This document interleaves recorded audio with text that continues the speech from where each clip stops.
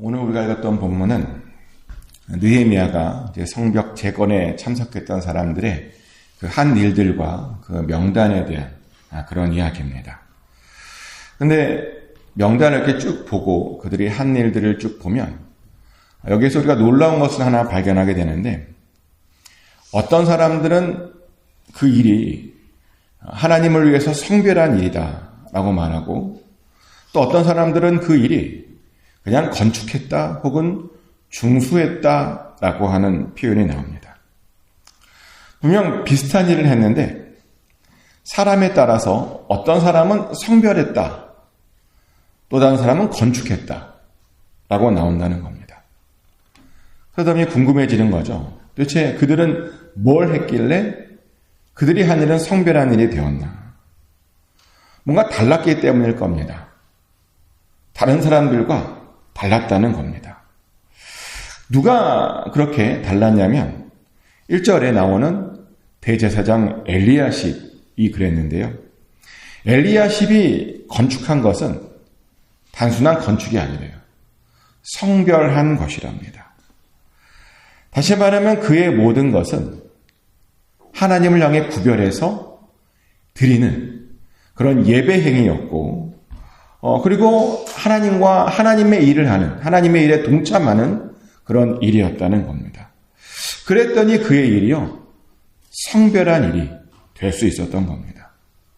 사실 이것은 우리로 하여금 여러 생각을 하게 하는데요. 사실 우리도 하나님을 위해서 나름 뭔가를 하죠. 근데 그것을 할 때 다 똑같은 일을 하는데 어떤 사람이 한 일은 성별한 일이 되기도 하고 어떤 사람이 한 일은 그냥 일이 되기도 합니다.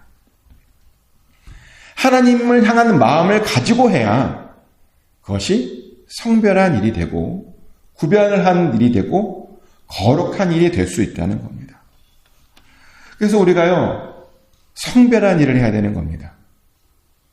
그냥 일을 하는 것이 아니라 하나님을 위해 일을 함으로 성별한 일을 해야 되는 겁니다. 그럼 이제 궁금한 게 뭐냐면, 하나님은 무엇을 보고 그의 일을 보고, 똑같은 일인데 무엇을 보고 그의 일을 성별하다라고 말씀하셨나? 그 앞절과 이제 1절 그 전장이죠. 2장과 1, 3장을 넘어오면서 특징이 뭐냐면, 엘리야십이 성벽 건축을 제일 먼저 시작한 것을 보게 되는데요. 제일 먼저 한 거예요. 근데 왜 그가 제일 먼저 했나? 그 앞에 보면 사람들이 방해를 해요. 어떤 사람들이 와서 성벽 건축을 방해합니다. 그런데요, 그가 그 방해에도 불구하고 제일 먼저 거기에 참여했다는 거예요. 왜냐? 그는 자기가 누구인지를 알았다는 겁니다. 자기가 무엇을 해야 하는지 알았다는 겁니다. 그는 자기가요, 제사장으로서 이스라엘을 이끌 리더라고 하는 것, 하나님이 그를 리더로 부르셨고 제사장으로 부르셨다라고 하는 것을 누구보다 잘 알고 있었습니다. 그리고 그랬더니 그 방해를 보지 않고 하나님을 보고 그 일을 할 수 있었던 겁니다. 그렇게 다른 사람들에게요, 모범을 보여줄 수 있었다는 거죠. 그리고 사실 그것이 하나님의 사람으로서, 리더로서 맞는 거죠.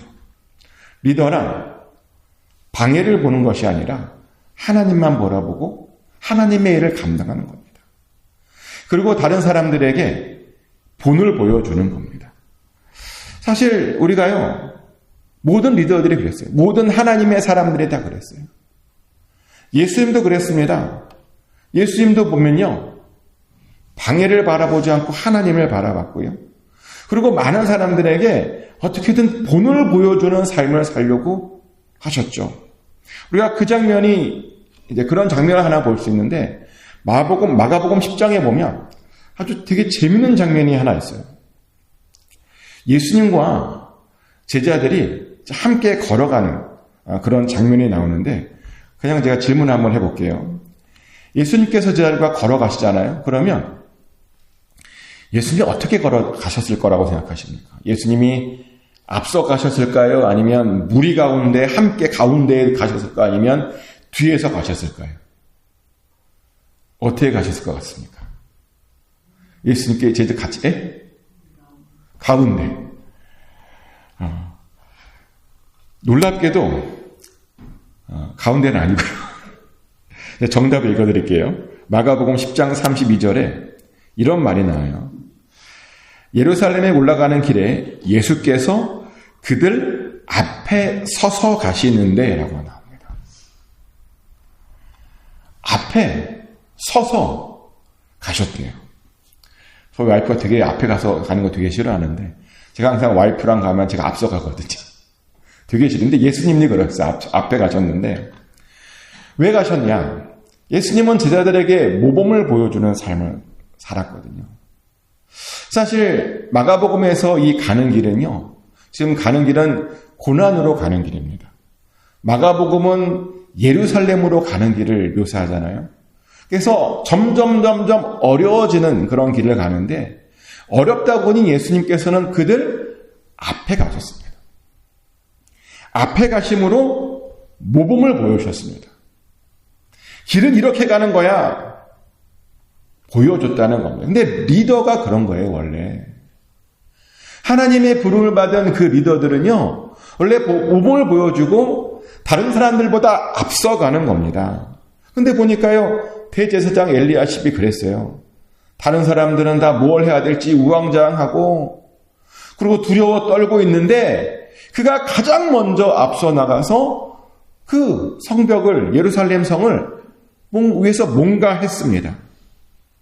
사람들 눈치 보지 않고 하나님만 바라보고 그가 해야 할 일들, 마땅히 해야 할 일을 함으로 다른 사람들에게 이렇게 뭔가 보였다는 겁니다. 책임감을 가지고 뭔가 했다는 거예요. 근데 우리가 그래야 되는 거죠. 왜냐면요. 우리도 리더들이거든요. 예수님을 따라간다라고 하는 것이란 싫든 좋든 이 사회에서 영적 리더로 살아간다는 뜻입니다. 예수님을 따라가게 되면 이 사회를 우리 주변에 믿지 않은 사람들을 어떻게든 예수님께로 이끌어지는 그들을 리딩하는 리더가 된다라는 뜻입니다. 그래서 우리들도요. 그들에게 보여줘야 돼요.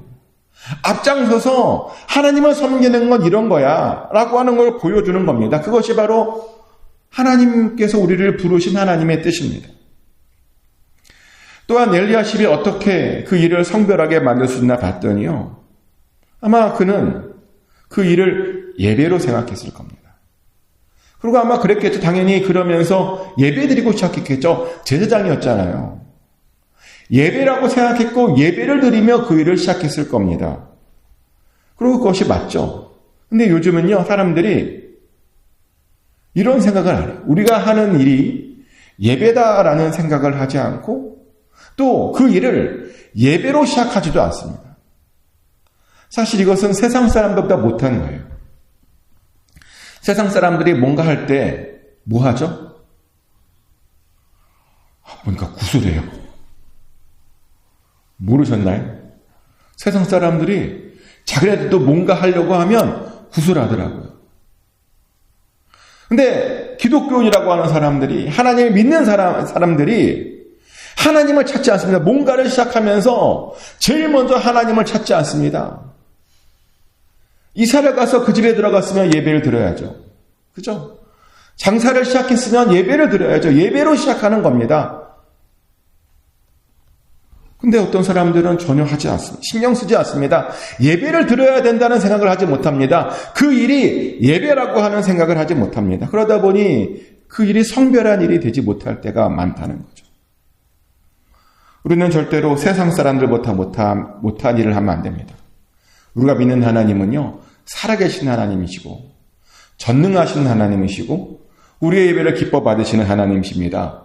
그것이 바로 이 땅을 살아가는 우리가 마땅히 해야 할 예배자로서야 할 그런 예배를 우리가 해야 될 이유입니다.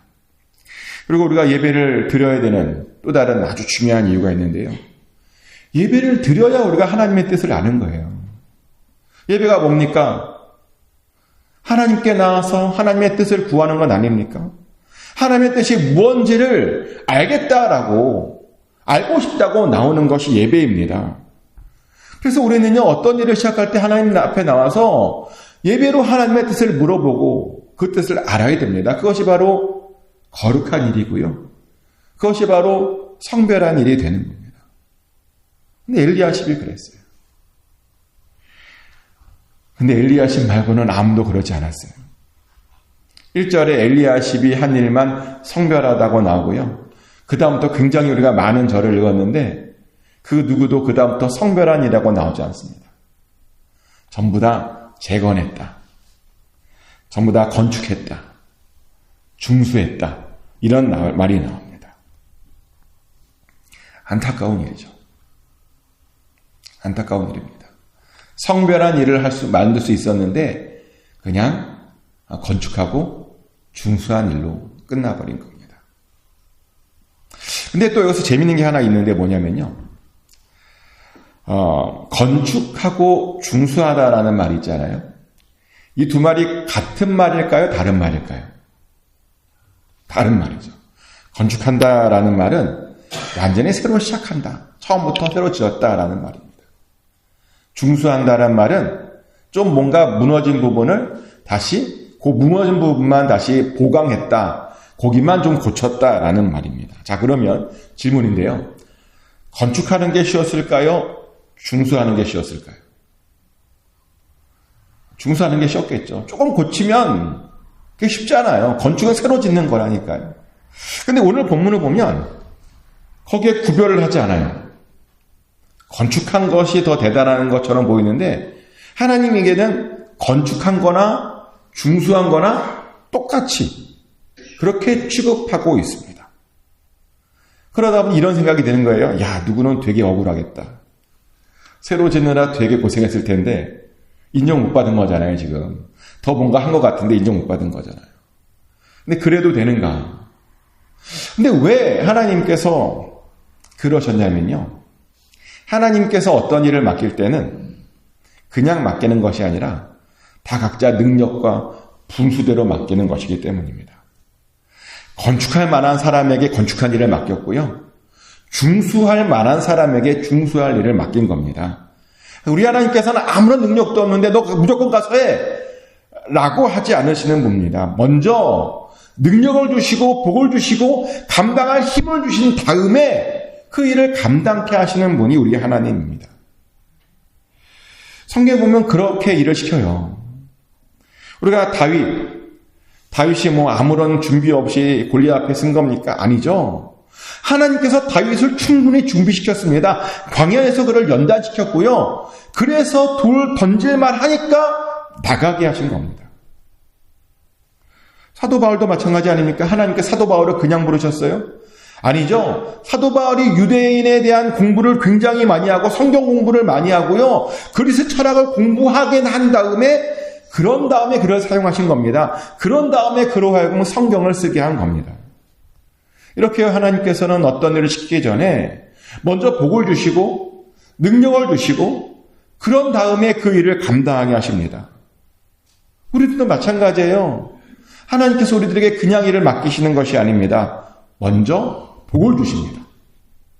먼저 능력을 주십니다. 준비시키십니다. 준비시키기 전에 뭐 하라고 하지 않으십니다. 근데 어떤 사람들은 그걸 알고 있어야 되는데 하나님께서 뭘 시켰는데 나는 준비 안 됐으니 못하겠다라고 하는 사람들이 있어요. 어떤 일을 시키려고 미리 복을 주시고 뭔가 했는데 그걸 무시하고 안 하는 사람들이 있어요. 오늘 본문에 그런 사람이 나와요. 드고아의 귀족들이라고. 오늘 본문에 보면 그들에 대한 설명이 아주 재밌는데요. 느헤미야 3장 5절 말씀이죠. 그 다음은 드고아 사람들이 중수하였으나 그 귀족들은 그들의 주인들의 공사를 분담하지 아니하였으며 라고 나옵니다. 드고아 사람들이 거기에 중수하는 데 참여했대요. 근데 그들의 귀족들은 그 일에 분담하지 않았다라고 하는 굉장히 치욕적이고 부끄러운 그런 기록이 여기 나옵니다. 귀족이었대요. 하나님께 복받은 자들입니다. 그러면 그들이 더욱더 참여했어야 되잖아요. 근데 그렇게 해야 되는 사람들이 그렇게 하지 않았대요. 큰 복을 받았음에도 능력이 있음에도 불구하고 그렇게 하지 않았다는 겁니다. 그래서 이렇게요, 성경 안에 그들의 이름이 불명예스럽게 남게 되었습니다. 얼마나 부끄러웠을까요? 저는 이런 사람들은 이런 생각을 해봐요. 만약 그들의 이름이 이렇게 성경에 기록되어질 것을 미리 알았더라면 과연 이들이 이렇게 했을까? 안 그랬겠죠. 그들이 행동들이 이렇게 기록되어졌을 걸 알았다면 이렇게 안 했을 겁니다. 근데 그들이 몰랐어요. 그래서 하나님의 일에 동참하지 않았던 겁니다. 근데요, 우리의 이름이 현재도 계속 어느 책에 기록되고 있다는 건 아십니까? 요한계시록 보면 생명책 안에요, 우리들의 이름 옆에 우리들이 무엇을 하고 있는지 날마다 순간마다 기록되어지고 있답니다. 그리고 우리가 나중에 하나님 앞에 섰을 때 그 생명책을 보고 하나님께서 우리를 판단하실 것이다 라고 말합니다. 우리가 뭘 했는지, 어떤 의도로 했는지, 어떻게 했는지 그 앞에 우리가 낱낱이 드러나게 될 것이랍니다. 그 말은요, 여기 드고아의 귀족들처럼 잘 못하잖아요. 그럼 그 앞에서 망신당하고 그 앞에서 창피당할 수도 있다는 거예요. 하나님께서 주신 것을 가지고 제대로 사용하지 않은 것에 대해서 책망받을 수 있다는 겁니다. 그런 일이 있으면 안 됩니다. 우리가 하나님께 은혜를 받고 복을 받았으면요, 거기에 걸맞는 행동을 해야 됩니다. 하나님께 능력을 받았으면 거기에 걸맞는 행동을 해야 됩니다. 하나님께 부르신 그 부르심에 순종해야 된다는 겁니다. 그러지 못하면 드고아의 기옥들처럼 될 수 있습니다. 부끄러운 이름으로, 부끄러운 행동으로 영원히 남겨질 수 있습니다. 꼭 명심하시길 축복합니다. 말씀을 정리합니다. 엘리야십은 성벽 재건을 하는데 성별하게 했대요. 그것을 하나님의 일로 여기고 지도자로서 책임을 다하고 예배하는 마음으로 했더니 그렇게 인정받았습니다. 하지만 어떤 사람들은 똑같은 일을 했는데 그런 성별하다라는 말을 받지 못했대요. 그래서는 안 됩니다. 우리는 성별한 일을 해야 됩니다. 우리 하는 모든 일들이 구별된 일이 돼야 되고 거룩한 일이 돼야 되고 하나님의 영광을 위한 일이 돼야 됩니다. 그래서 그런 이름으로, 그런 일로 생명책에 기록되어져야 됩니다. 축복하는 것은 꼭 그렇게 여러분들의 삶이 기록되어지시기를 축복합니다.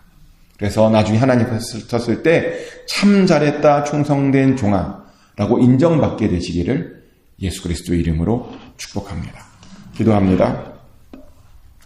하나님 아버지, 똑같은 일을 했는데 어떤 사람들은 그 일이 성별한 일이었고 어떤 사람들은 그냥 건축하고 준수한 일이었습니다. 하나님을 향한 마음과 예배하는 마음으로 참여했던 자들에게는 그것이 성별한 일이 되었고 그렇지 않은 사람들에게는 아무런 일도 아니었습니다.